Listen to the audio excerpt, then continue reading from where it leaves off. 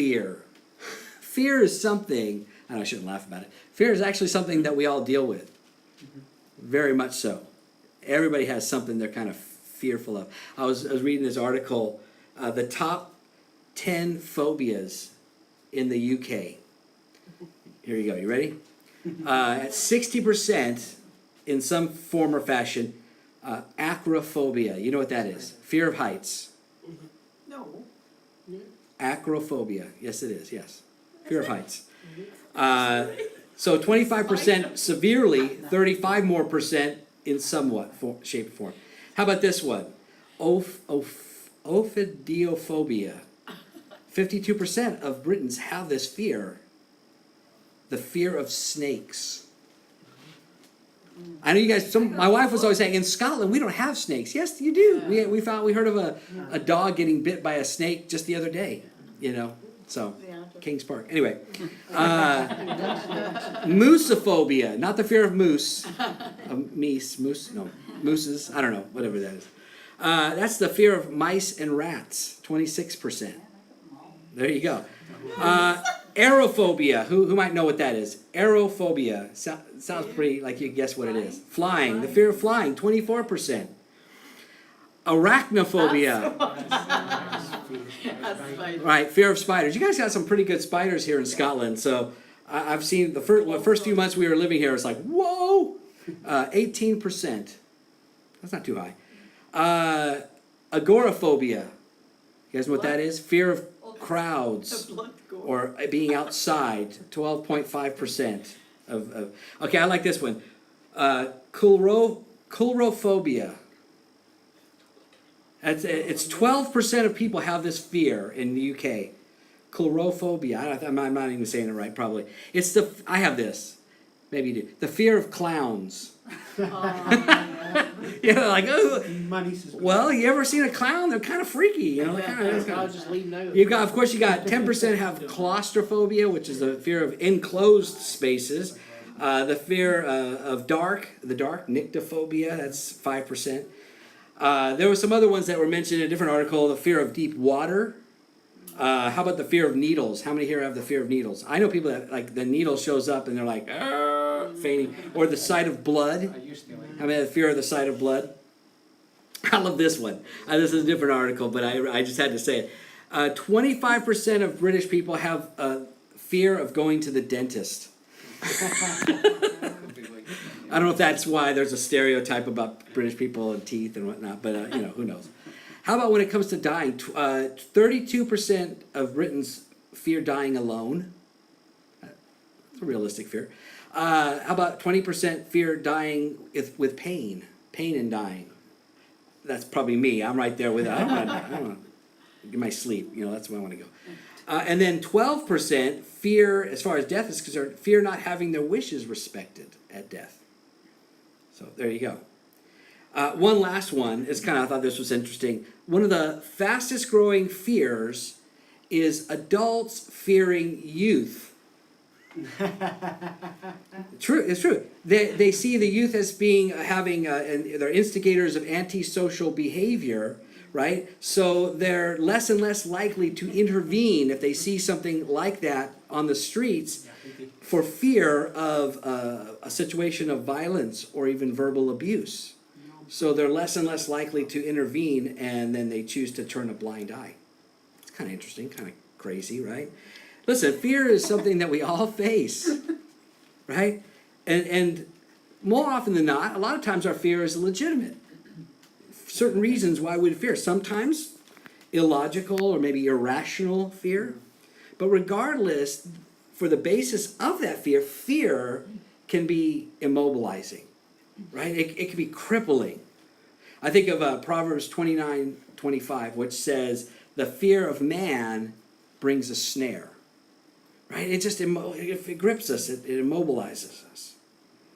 At the same time, we do know something about fear. Like fear, the Bible says, the fear of the Lord is the beginning of wisdom. It's a good thing, right? So I think, we need to understand what fear is, where it comes from, and what's good and what's bad, and so on and so forth, how we should view it in our lives. Tonight, we actually, in our text, as we move through our trek through the Gospel of Luke, we come to a section where, in some ways, Jesus deals with this issue of fear. Now, last time we met, we saw Jesus giving a parable. Last couple times we've met, right, about growing the kingdom, the sower, and the parable of the lampstand. And so we're moving forward in that. And so we're going to see a couple of situations, two specifically, where we're challenged with the issue of fear. So I've called this message "Facing Fear." So open to Luke chapter 8. We left off in verse 21. So we're going to pick up. We're going verse by verse here with verse 22, and we're going to go all the way through verse 39 in our study today. And we're going to divide our time basically with the two situations.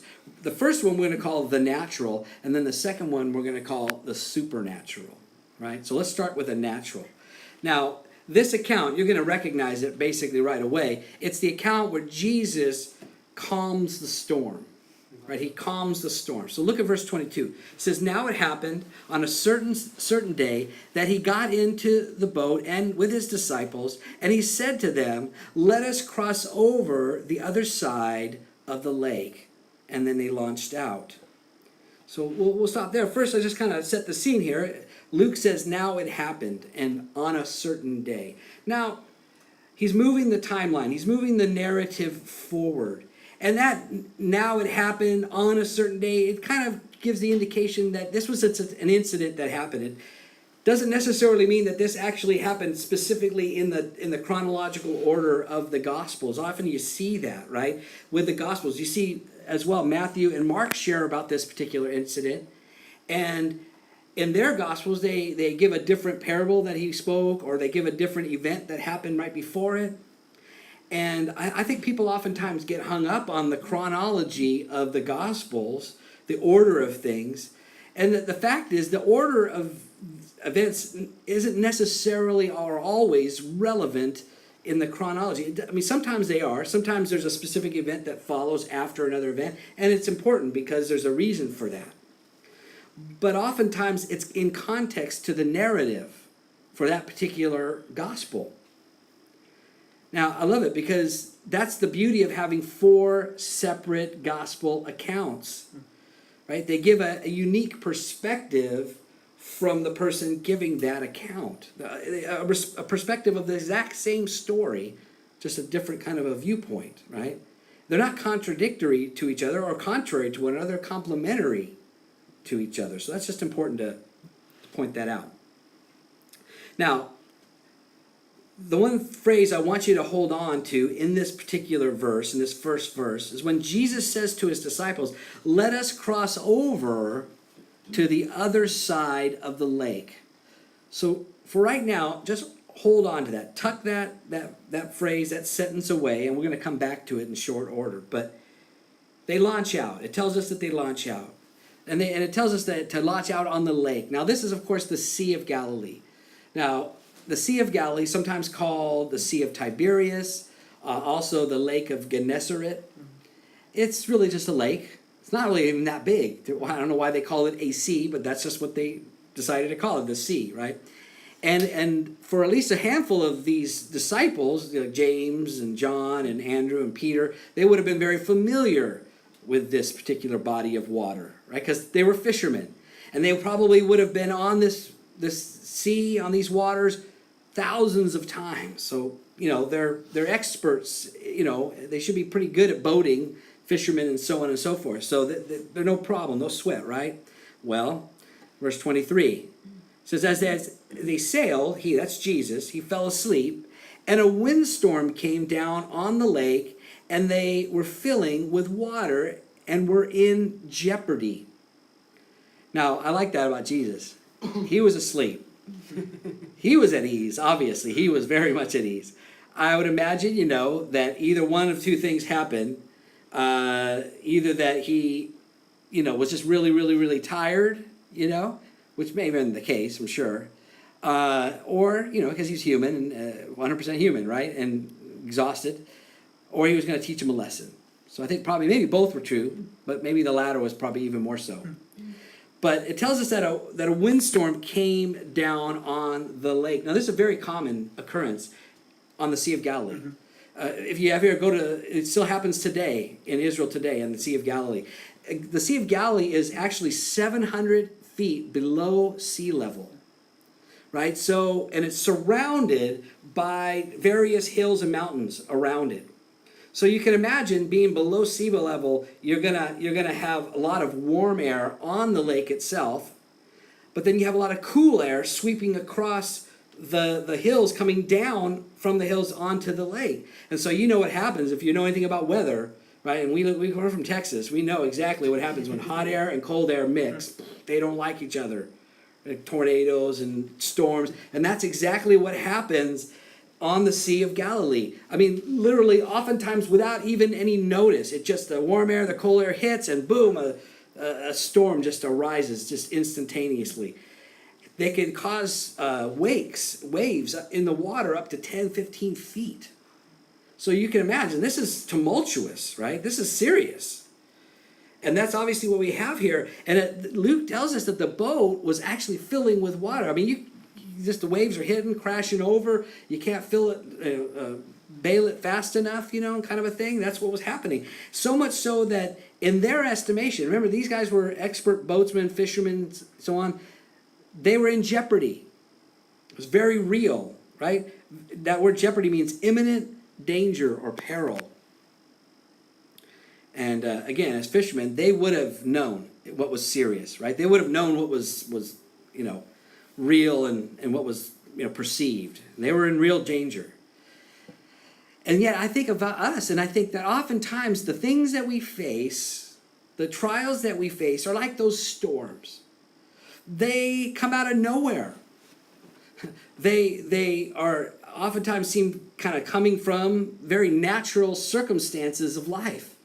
Things just happen, right? Maybe it's with our jobs, or it's our families, or it's just whatever it might be, but it just comes out of nowhere. And listen, it causes us to fear, but that fear is not necessarily always, irrational or even unreasonable. Because just like the storm was to these men, these trials are very real.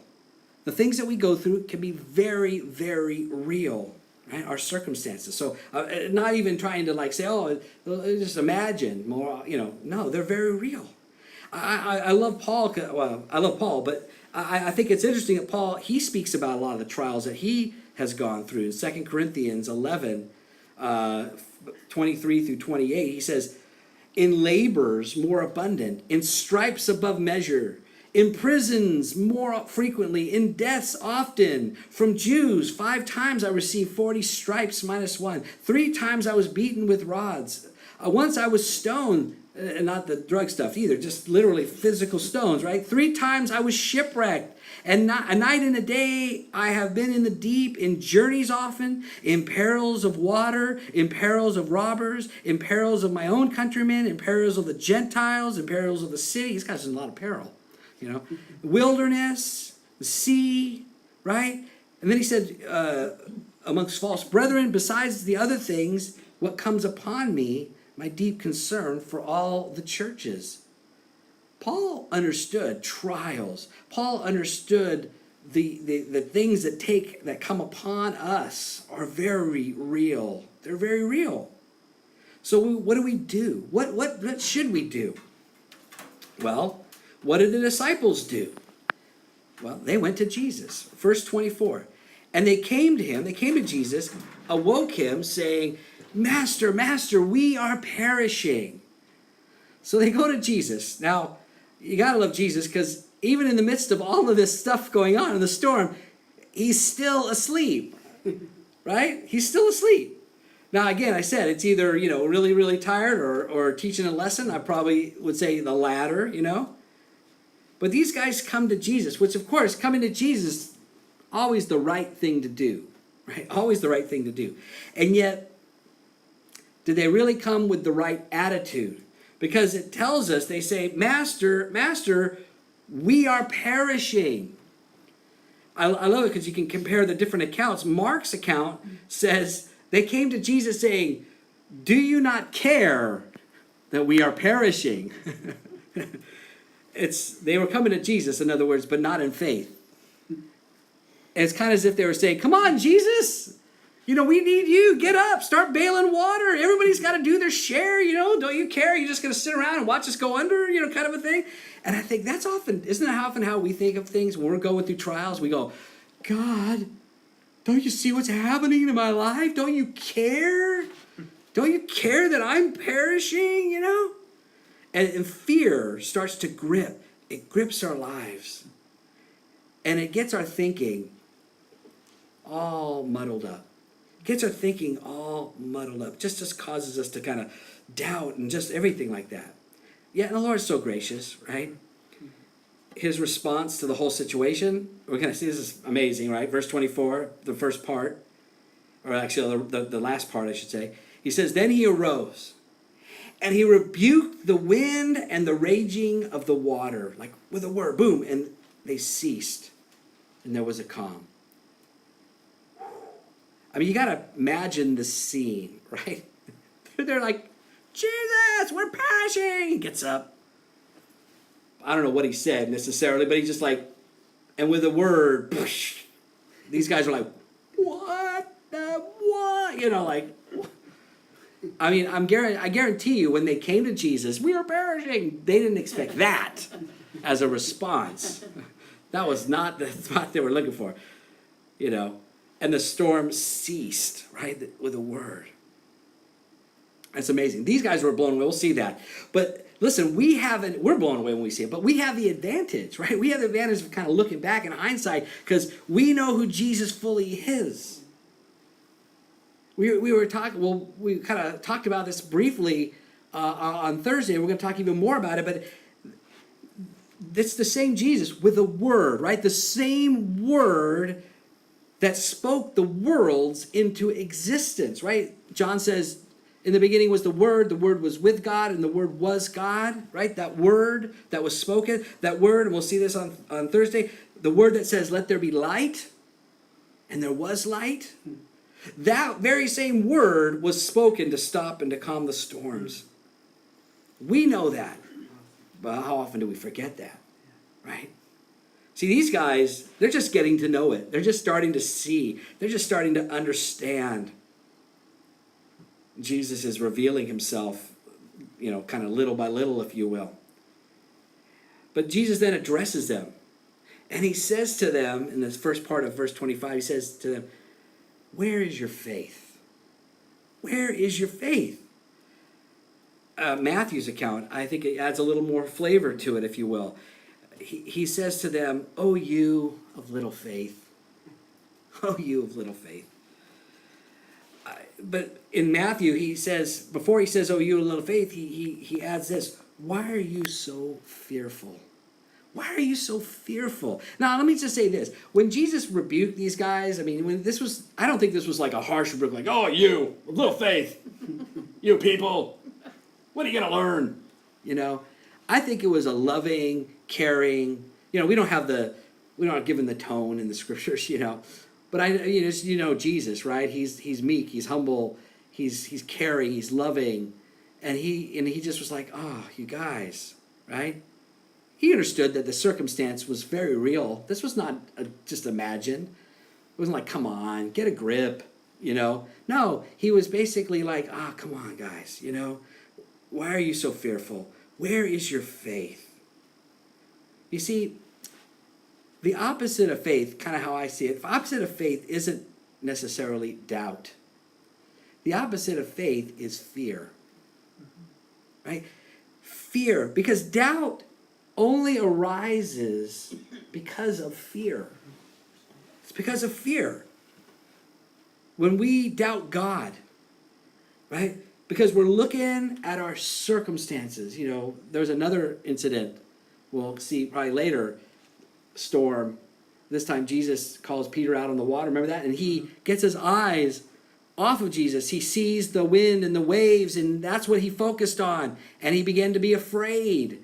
Right? See, fear causes us to doubt. Because we get our eyes off of God. We start looking at the circumstances. And the truth is, the disciples, they had the word of the Lord. They had Jesus' word. Remember that passage, that sentence? I said, tuck it away, hold on to it.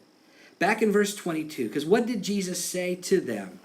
He said, let us cross over to the other side of the lake. And as someone once said, if Jesus has said, let us cross over, then you're not going under, right? If he said cross over, you're not going under. You're going over. They had his word, right? They had his word.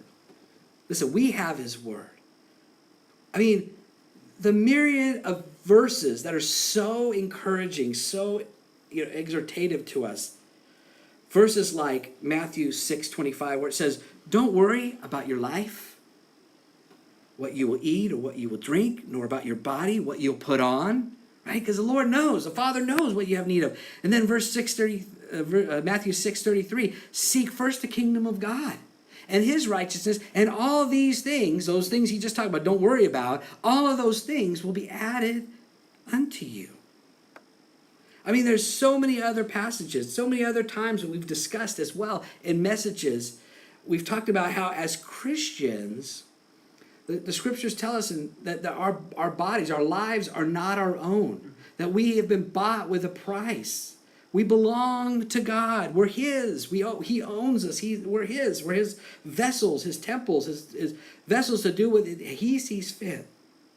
Right? So part of that implies that there's a responsibility, and the scriptures do say that, to glorify God in your bodies because they belong to him. So there's responsibility that we have. But that also implies, if you think about it, you really get down to the understanding of that, if we're his and we belong to him, then ultimately he then is the sole responsible party for our provision. It's his responsibility. It belongs to him. It doesn't belong to us. It belongs to God because we belong to him. So, and Jesus, just as we read, he's telling us, as we read in that Matthew quote, seeking God, that's our problem. That's our priority. That's our, just seeking God. The rest, the provision, that's God's problem. Right? That's his thing. And he's always faithful. And yet fear, looking at our circumstances, looking at it all around us, causes us to doubt. Causes us to doubt. Now, again, it's not that the circumstances aren't real. They're very real. And yet that same God, who with the word, he controlled the very elements themselves. It's that same God who tells us through his word in 1 Peter 5:7 that we're to cast all of our cares upon him. Why? Because he cares for you. He cares for you. That's the key, right? He cares for you. Getting your mind, see, that's often the times we doubt, we have fear, is because we start to doubt. We have the fear looking at the circumstances, and then we doubt God's love for us, his care for us. Does God really care? Really? Well, 1 John 4:18 says, there is no fear in love, but perfect love casts out fear. You see, we have to come to grips, right? We have to come to that stand upon the understanding, that very truth that God truly does love us. And not love us because you guys are such great people. You are great people. But it's not because you're great people. Really, all of us, in God's perspective, are worthless. He has just arbitrarily decided to place his love upon us. And not only that, he demonstrated that love. In other words, to show us how much he loved us, to prove how much he loved us, he sent his son to the cross to die for our sins. I don't know what else he could do to prove that he loves us, that he will always love us. In fact, that love will never cease, because we have Romans 8:39, another passage that he gives to us that says, nothing shall separate us from the love of God which is in Christ Jesus our Lord. You see, our aim then is just to get that perspective into our brains, to get it into our minds, right? Because if we do, the more we do, then it begins to calm those fears, right? It calm the fears, and then it relieves the doubts, even to the most realest and biggest challenges that we might face in this life. Just understanding the truth of what God says about how he loves us, right? And that's really what Jesus was doing when this mild rebuke. He was basically saying, guys, why are you fearing? Where's your faith? You can trust me. You can trust me. And I said, we're going over. We're not going under. Now, their reaction, of course, is just exactly what you might expect. It would be probably my reaction, when he calmed the waves. It's like they were afraid and they marveled, saying to one another, who can this be? For he commanded even the winds and the water, and they obey him. Right? That's the power that God possesses, but that very power is the power that can hold fast to the words, to the truth of how he loves us, right? And how he will take care of us and provide for us. That's what Jesus was saying. Now, they're obviously understanding that. They're growing in this. So that's the natural. Let's move to the supernatural. And basically, immediately, once they cross, after the incident, I should say, on the Sea of Galilee, they arrive at their intended destination. This is where they were intending to go. Let me just say that. Cross the lake, verse 26. And then they sailed to the country of Gadarenes, which is opposite Galilee. Now, Gadarenes, it's also called Gergesenes. I think I said that right in Matthew. It's located on kind of the east side of the Sea of Galilee, kind of where the Golan Heights is, so to speak. And in that time, during the time of Christ, it was a region called the Decapolis. Part of at least that region. That's kind of the northeast, if you're looking at a map, the northeast side of Israel, kind of that area. And this particular place had a lot of Gentiles that lived in those cities, kind of mixed group of people, Jews and some Gentiles and so on.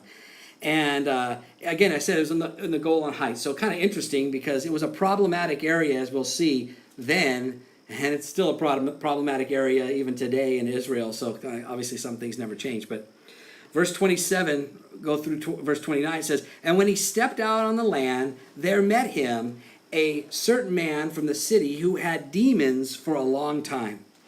And he wore no clothes, nor did he live in a house, but in the tombs. And when he saw Jesus, he cried out, fell down before him with a loud voice, said, what have I to do with you, Jesus, Son of the Most High God? I beg you, do not torment me, for it says, for he had commanded the unclean spirit to come out of the man, for it had often seized him, and he was kept under guard, bound with chains and shackles, and he broke the bonds and was driven by the demon into the wilderness. We'll stop there, but I do want to quickly address a little bit of what people would call a contradiction, right? Here in Luke, it talks about one demon-possessed man. But in Matthew, Mark, it talks about just one demon-possessed man. In Matthew, it mentions two demon-possessed men. You're like, what gives? What's going on? Is this a contradiction? And so on and so forth? Well, how I would put it, obviously, this is a place where perspective dictates the narrative, right? As I said, the idea here is that there are four gospels, right? Four different gospels. So imagine four different people standing on different corners, and they see an accident at an intersection. And they're going to give their view, their perspective of the same exact accident, but from their angle, from their perspective, right? So it might have slight variations, slight differences. They may see things one way or another, so on and so forth. Now, I would just say this. I have no doubt there were two demon-possessed men, right? But obviously, for some reason, this one guy was like the main, if you can call it this, the spokesperson for these demon-possessed guys. He was like the main guy. And maybe the other guy was kind of aloof and off back, and so on and so forth. So Luke didn't mention this other guy. It wasn't really critical for the story. And you think about this. Mark only mentions one as well. And Mark was the nephew of Peter. And he was a disciple with Jesus probably from the very early stages, right? So you think of he might have even been here, who knows, in this situation. So you think of all people, he would have put, two if it was really that critical, was that important, right? So that's the point. It really doesn't, it's not important to the story, whether it was two or one. It was definitely this one guy that Jesus was interacting with. So let's move on. Now, it tells us that the demon was speaking through the man, and he rushes and he falls down before Jesus, and he says to him, he calls Jesus the Son of the Most High God. Now, it's interesting, because are demons worshiping Jesus now all of a sudden? Probably not. Probably not. But that doesn't stop this demon from recognizing who Jesus truly is. It's a shame that oftentimes demons have a better theology than a lot of humans and even some Christians, right? But notice before he says Son of the Most High God, he says, "What have I to do with you, Jesus, Son of the Most High God?" So that was an indication of its rebellious nature, right? And it also, as the demon tells the man, "I beg you, do not torment me." Interesting, because Matthews actually says, the demon says to him, "Have you come to torment us before the time?" So what is that, right? Well, first off, not to get into too much detail, but we know that at a certain point, at the end of time, at the end of Revelation, Satan and all the demons are going to be thrown into the lake of fire, tormented, right? So on. But here's the thing. So the time could be that, right? But before the time. But here's the thing. 1 Peter 2:4. Now I don't want to get into all this kind of in detail, but just kind of touch upon it, because I kind of think it's important what this demon is saying. It speaks of those fallen angels that came before the flood, and they were sleeping with women, and supposedly they had offspring, and they were the mighty men of renown, and so on and so forth. But it says of them in 1 Peter 2:4, "For if God did not spare the angels who sinned, but cast them down to hell and delivered them into chains of darkness to be reserved for judgment." Right? So there's these certain groups of demons, they were actually sent to torment early. Right? They were sent into this time period in hell early, before all the other demons were sent, or going to be sent, right? And so how can that happen? Well, first off, how do demons procreate? How do angels procreate? We're like, they're not the same as us, right? They weren't made that way. So some people believe one explanation, and I hold actually to this explanation, that they possessed men. They possessed men, and then that's how they were able to do that. So the reason why I say that is because at the same time, here's this demon who was worried that Jesus had come to send him, in a sense, early to the torment early, right? On the basis that he had possessed a person, that he had possessed this man. So and I don't know exactly, I can't explain this 100%, but as I see it, demon possession is some sort of violation, if you will, of what even demons were permitted to do. It was stepping outside of their bounds, right? That's what even 1 Peter says. They left their abode. They were supposed to kind of, stay in this, that's as far as you can go kind of a thing. So anyway, so this very well be why the demon was saying, are you here to send us early, so to speak? Now, that's just we can maybe get into a discussion of that afterwards, that can create a lengthy discussion. But back to our story, Luke then describes this demon or demons, right?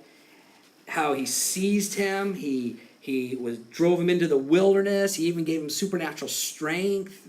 They were chaining him, and he breaks the chains, breaks the bonds, right? And it controlled this man.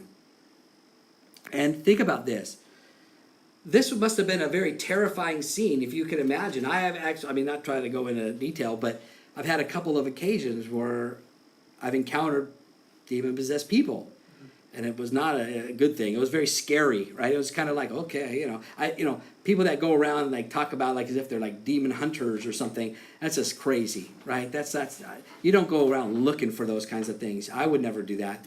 You deal if you had to deal with it, you deal with it, but you don't go looking for it because this is the sons of Sceva, the seven. I mean, it's like they can hurt you, but anyway, so.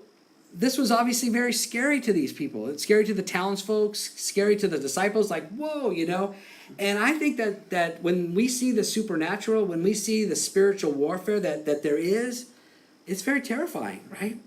It can be very immobilizing, that spiritual warfare that we face. When we realize, we come to that grips that there's a spiritual battle that's taking place and we're in it, right? It can be hard. It can be very terrifying. Well, let me tell you, I've been in ministry, well over 30 years, 31 years or more. And I've seen a lot of spiritual warfare taking place. But I will tell you this, it's been nothing like the last couple of years in our lives, especially since we started to kind of like talk about and plan for and move here to Scotland. It's just like the enemy has stepped it up, right? And I will admit, I'm not trying to kind of make anybody feel like, what's going on here? There have been times I felt like, oh, Lord, just forget it, man. I'm just going to go back to the U.S. and it's just, and those are only brief moments, I want to assure you, But it was so hard. It's like, wow, the spiritual warfare is just crazy. It's real, right? In fact, Ephesians 6:12 tells us, for we do not wrestle against flesh and blood, but against principalities, against powers, against the rulers of darkness of this age, against spiritual hosts of wickedness in heavenly places. Right? But here's the truth. Jesus is greater than all of that, right? He's greater than that. Look at verse 30 through 33. He deals and he handles the situation head on, right? Jesus asked him, saying, what is your name? He said, Legion, because many demons had entered him. So this guy was in bad shape. And again, he says, and they begged him, the demons, that he would not command them to go out into the abyss. Kind of another indication that he was going to prejudge them, so to speak, send them early to the judgment. And it says, now a herd of many swine was feeding there on the mountain. So they begged him that he would permit them to enter them. And he permitted them. Then the demons went out of the man and entered the swine, and the herd ran violently down the steep place into the lake and drowned. This is a very intense situation, right? You're talking about like when spiritual warfare like kind of just like breaks into our dimension, right? That dimension's like unseen, but all of a sudden, boom! Now it's like right here in front of us, kind of a thing. But Jesus, man, he deals with it straight on. And this guy was like, he had a legion. I don't know how many that was. I think a legion, is something to the effect of 1,000. 6,000. Okay, 6,000, 1,000, 6,000. I mean, he had a lot of demons. Yeah, a lot. There were many. And I just think it's rather interesting because they asked to go into the pigs. And Jesus permitted that. Now, I don't understand that, demon possession of animals. That might, though, if you think about it, might explain what happened in the garden with the serpent, that Satan possessed a particular specific creature to do his work, right? So he could take on bodily form. But their new abodes were rather short-lived, right? Because it tells us that the pigs just like went crazy and they headed off over the cliff. I've been there to the Gadarenes area, and right along the Sea of Galilee, basically right up against the sea, is like mountains, cliffs, and everything. So you can see exactly that would happen. If they were close to the cliffs, they could just easily topple right into the sea, right? And so these pigs just go right into the sea. I guess you could call that the first swine dive. No, that was terrible, huh? That was bad. I was going to do the one about that. This was the first incident of deviled ham, but I don't think you guys even have deviled ham here, do you? No, you wouldn't get that. So with the word, think about this. With the word, Jesus demonstrates his power, right? His power, not only in the previous story of the natural, the elements, right? This world, but even the supernatural. I think of Colossians 2:15 where it says, having disarmed principalities and powers, he made a public spectacle of them, triumphing over them. Jesus has triumphed over the supernatural, those that would be in rebellion to him.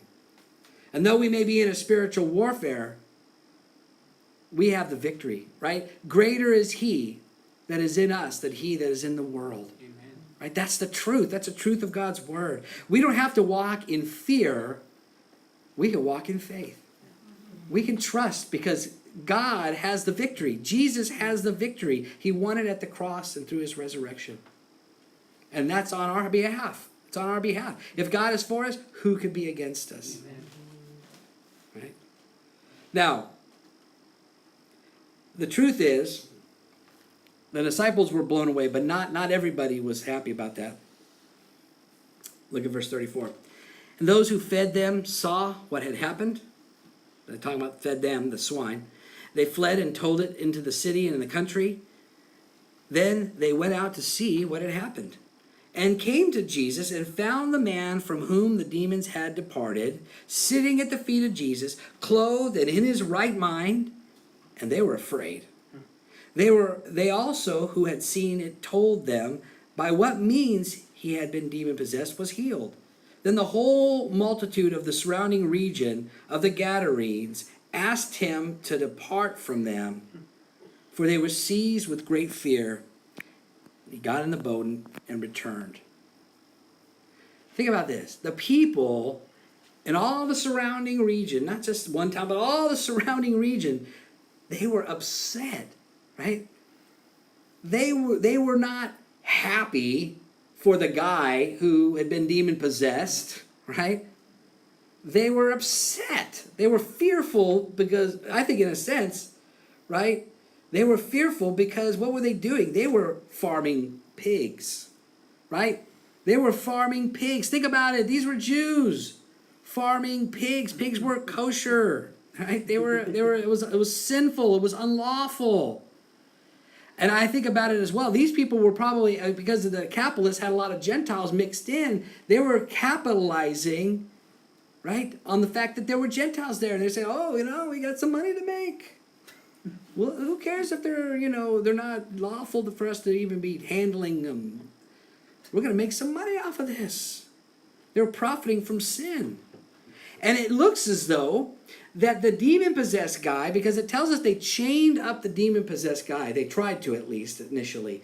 So their aim, their goal, was actually not help the demon-possessed guy, but to use the demon-possessed guy to scare off other people that might come around, like snooping around to find out that they were doing something unscrupulous, sinful, unlawful, pigs, right? So they were wanting the demon-possessed guy to kind of be their protector. Right? It's kind of like a bad episode of Scooby-Doo, right? Like, we would have gotten away with it too if it weren't for you and your disciples meddling in this, Jesus, kind of a thing, I mean, Jesus uncovers this whole, scheme, this plot. But they employ him to leave. Can you imagine? I mean, they were more afraid of the power of Jesus exposing their sinful behavior than they were excited about the man that was tormented being set free. It's like the world. Yeah. Like when you try to show them that this is wrong, you're doing this thing that's wrong. It's not even just so much wrong for yourself, but even towards others, it's wrong. They don't go, oh, I'm so sorry. They're not humble. They're angry or they're fearful, like, oh, you're going to expose me, Get out of here. Get away from me. I don't want to hear you. That's what the world does. Now, Jesus has one last thing to do, last couple verses. He says, now, the man from whom the demons had departed begged him that he might be with him. But Jesus sent him away, saying, return to your own house and tell what great things God has done for you. And he went his way, and he proclaimed throughout the whole city what great things Jesus had done for him. Now, it's understandable why this man wanted to go with Jesus, right? Like he wanted to go because, I mean, it's Jesus, right? But Jesus had a commission for him, right?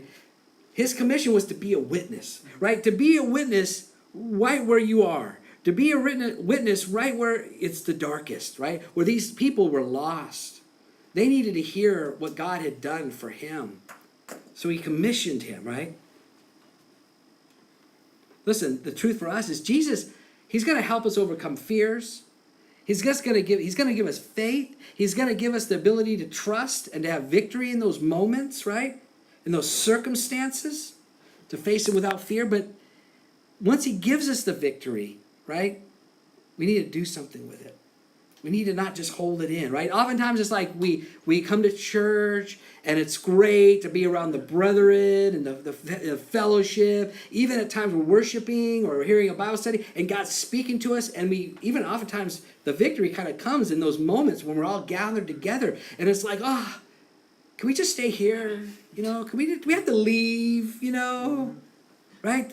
I mean, come on, think about it. We got Jesus here. We got good people here. We got great food. We got toilets. I mean, what more do you need? You know, it's like, it's awesome. Yeah, but the truth is, Jesus has commissioned us. God's commissioned us. He may have given us victory over the natural, the fears that we have, over the supernatural, of the spiritual warfare we face. But it's not to hold it in. It's not time to close up, ranks, shut the door, and so on and so forth. It's time to go out and proclaim the good news, right? What Jesus has done for us. It's time to go and proclaim your testimony, right? Your testimony of what, like that man, what God has done for you. What he has done, the victory he has given you in your life, right? Your testimony, I once was lost, but now I'm found. Blind, but now I see. So that's the challenge, right? That's the challenge. Do we proclaim the victory? Do we have the victory? We need to look to Jesus to help us overcome our fears. And then once we have that victory, let's proclaim it. Let's proclaim it. Let's pray.